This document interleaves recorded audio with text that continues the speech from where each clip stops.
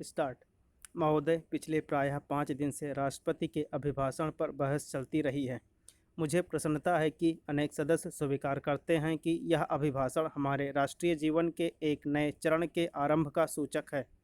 यह बात न केवल बजट से जाहिर होती है बल्कि उन अनेक उपायों से भी प्रकट होती है जो किए गए हैं और किए जाएंगे। विपक्ष के हमारे माननीय सदस्यों ने अपने पारंपरिक भाषण दिए हैं, जिनमें उन्होंने अपने विचार रखे हैं और जो प्रत्याशित तथा सुविदित हैं।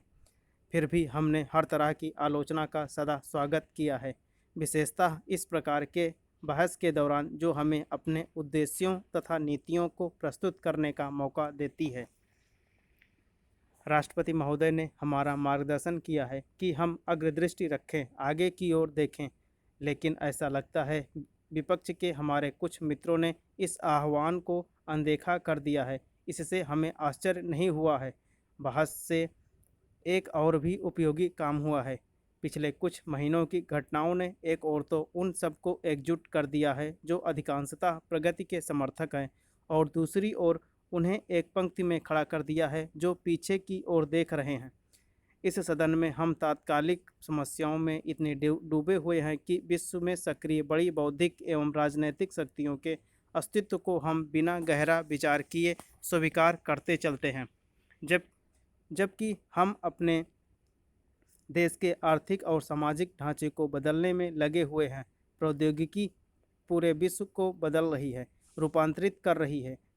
संचार के आधुनिक तरीकों का प्रभाव हमारे तथा अन्य सभी देश के युवा वर्ग पर पड़ रहा है।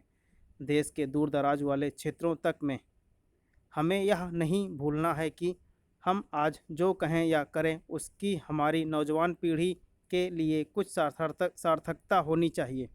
हम जो भी निर्णय करें वे आने वाले वर्षों में उनके अनुमोदन की कसौटी पर खरे उतरने चाहिए। मुझे स्वीकार करना होगा कि विपक्ष के नेता ने जो कुछ कहा उससे मुझे निराशा हुई। हम में से बहुतों ने आशा की थी कि विपक्ष के नेता के विधिवत उदय से बहस का स्तर ऊंचा उठेगा तथा संसदीय परंपरा और शिष्टाचार सुदृढ़ बनेंगे। मुझे खेद है कि हमारी यह आशा पूरी नहीं हुई। महोदय, जैसा कि मैंने अभी कहा, हाल की घटनाओं ने उन लोगों को मोटे तौर पर वर्गों में बांट दिया है, एक जो प्रगति चाहते हैं और दूसरे जो यथास्थिति चाहते हैं। वास्तव में जो घटनाएं घटीं उनका कारण एक प्रकार से परिवर्तनवादी लोगों में मतैक्य था। मतैक्य का और ज़्यादा प्रमाण बहस से मिल चुका है।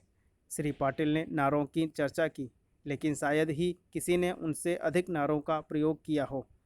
उन्होंने मेरे कैदी की सी स्थिति में होने का भी जिक्र किया। शायद सदन ने उस कहानी की बात सुनी होगी जिसमें एक शेर को पिंजड़े में बंद कर दिया गया था, लेकिन शेर इस ख्याल से अपने आप को तसल्ली दे लेता था कि सारा संसार पिंजड़े में बंद है, क्योंकि वह दुनिया को पिंजड़े के सीखचों के पीछे रहकर देखता था। श्री पाटिल एक स्पष्ट वक्ता रहे हैं। उन्होंने चाहे जिस प्रकार का मत दिया हो, उन्होंने अपनी सच्ची राय को कभी छिपाया नहीं है। मैं जानती हूँ कि राष्ट्रीयकरण, समाजवाद और नरेशों के निजी खर्च पर उनकी राय से वे सभी लोग सहमत नहीं हैं जिनके बीच वह अब बैठते हैं, लेकिन मुझे आशा है कि अब वह उनके साथ मत देंगे। जैसा कि उन्होंने कांग्रेस द्वारा 10 सूत्री संकल्प पारित किए जाने के समय उनके साथ वोट दिया था। उन्होंने नरेशों के निजी खर्च के बारे में बहुत भावावेश के साथ विचार व्यक्त किए, लेकिन वह जो कुछ शेष सदन तथा सरकार से मनवाना चाहते हैं उसे पहले अपने ही सहयोगियों से तो मनवाएं। इस सदन को और देश को यह नहीं सोचना चाहिए कि हमारे देश को स्वतंत्रता मिलने पर नरेशों ने जो ऐतिहासिक कदम उठाए उसके प्रति आदर व्यक्त करते हुए अथवा आज उनसे यह कहते हुए कि वे उसी भावना से इतिहास की धारा के साथ चलें जिसका परिचय उन्होंने तब दिया था, कोई गलत बात की जा रही है। मैं यह स्वीकृत व्यक्त करना चाहती हूँ कि बड़ी संख्या में नरेश साहस और दूरदर्शिता का परिचय देते हुए सामाजिक एकीकरण में उसी प्रकार अपना योग दे रहे हैं जैसे उन्होंने राजनैतिक एकीकरण में योगदान किया था। मैं सदन को याद दिलाना चाहूँगी कि अभिभाषण के दौरान स्वीकृत की सबसे ऊंची आवाज़ें तब गूंजी जब उन्होंने नरेशों के प्रीवी पर्स और विशेषाधिकारों की समाप्ति की चर्चा की।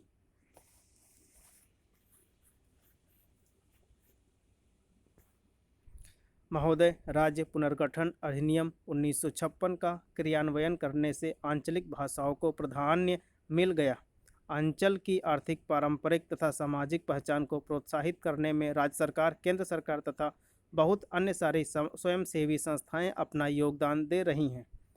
इसके साथ साथ आंचलिक भाषा के विकास के लिए उन्हें स्वतंत्र रूप से कार्य करने देना अति आवश्यक है। यह विकास प्रत्येक राज्य तथा अंचल में काफ़ी हद तक उभर चुका है, परंतु प्रश्न यह उठता है कि इतनी सारी विभिन्नताओं के बावजूद इन सभी भाषाओं में समन्वय किस प्रकार स्थापित किया जाए, जो समन्वय राष्ट्रीय अखंडता के लिए अनेकता में एकता का माध्यम बन सके। राज्य तथा अंचलों को आर्थिक, सामाजिक तथा भाषा की स्वतंत्रता मिलने से इन क्षेत्रीय भाषाओं का बहुत विकास हुआ है, जिसकी पराकाष्ठा क्षेत्रीय भाषाओं में उपलब्ध साहित्य, रंगमंच तथा फिल्मों के माध्यम से हो रही है।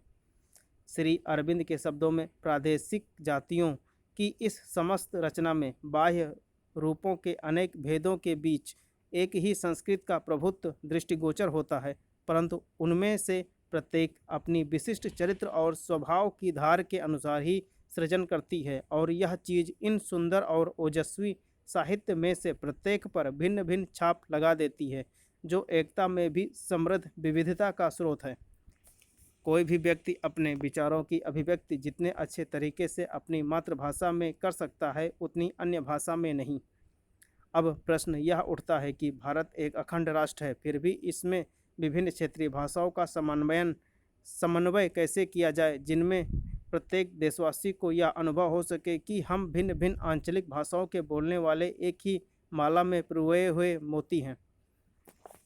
हमारी अपनी पारंपरिक पहचान भी रहे तथा इसके साथ ही हम सभी एक ही विशाल तरु पर रहने वाले भिन्न भिन्न बोलियों में बोलने वाले पक्षियों की भांति प्रेम से रहें। लगता है कि संविधान निर्माताओं ने यह बात गहराई से अनुभव की होगी। प्रशासन की सुविधा के लिए अंग्रेजी भाषा को माध्यम बनाया, परंतु स्वतंत्रता प्राप्ति के पश्चात भी इस भाषा की व्यापकता, उसके ऊपर प्रश्न चिन्ह लग गया।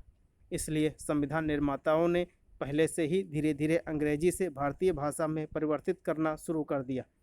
हिंदी भाषा का प्रारंभिक रूप में अंग्रेजी में स्थान लेना असंभव सा था। महोदय, वर्तमान में ज्ञान विज्ञान के जगत में जो तेजी से प्रगति हो रही है, उसके साथ मेल कराने के लिए हिंदी भाषा को काफ़ी सीमा तक उदार होना जरूरी है।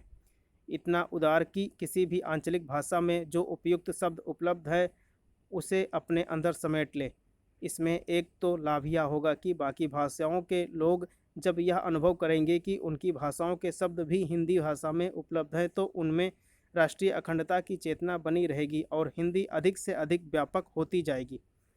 अवश्य ही इसके लिए स्वयंसेवी संस्थाएं काफ़ी हद तक कार्य कर सकती हैं, परंतु इसके लिए एक अखिल भारतीय भाषा समन्वय विभाग की निगरानी में ही अपने ही अंचल की स्वायत्त संस्था के अधीन कार्य करना जरूरी है, जो उन अटपटे शब्दों का चयन करे तथा उनके वैकल्पिक शब्दों को आंचलिक भाषाओं से ढूंढे और उनको प्रयोग करने में अधिक से अधिक प्रयास करे। बहुत से अंग्रेजी शब्दों का हिंदी में प्रयोग तो पहले से ही किया जाता रहा है। हिंदी के विस्तार और प्रगति में हमें संस्कृत का पुनः विस्तार भी करना होगा, जो भारतीय अखंडता के लिए बहुत ही महत्वपूर्ण बात होगी। बहुत सी दक्षिणी भारतीय भाषाओं में संस्कृत का प्रयोग प्रचुर मात्रा में किया गया है। यदि हिंदी को अधिक से अधिक विस्तृत बनाना है तो संस्कृत शब्दों का प्रयोग कर हम भारतीय भाषाओं का समन्वय कर पाएंगे। जैसा कि हमने पहले बताया है कि किसी भी अंचल को स्वायत्तता देने में स्थानीय बोलियां कहीं कुछ पीछे साहित्य के गौरव के अनुरूप उठ खड़ी होती हैं और साहित्य रचना का साधन तथा लोक संस्कृति का माध्यम बन जाती हैं। परंतु यह बात हमें भूलना नहीं चाहिए कि मूल अर्थात संस्कृत के साथ इन भाषाओं की श्रृंखला एकाएक टूट नहीं जाती है। आंतरिक चेतना में तो ये भिन्न भाषाएं संस्कृत के ही अलग अलग विकास हैं, परंतु बाह्य चेतना में भी इसका संयोग और प्रयोग बनाए रखना आवश्यक है। अर्थात मूल के साथ जुड़ने के लिए हमेशा भिन्नताओं को एक विपरीत स्रोत की आवश्यकता होती है। संस्कृत का प्रसार इसलिए भी जरूरी है कि यह भाषा मूल रूप से सब भाषाओं की जननी है। राष्ट्र तब तक स्वतंत्र नहीं कहला सकता जब तक वह दूसरे राष्ट्र की भाषा का परित्याग नहीं कर देता।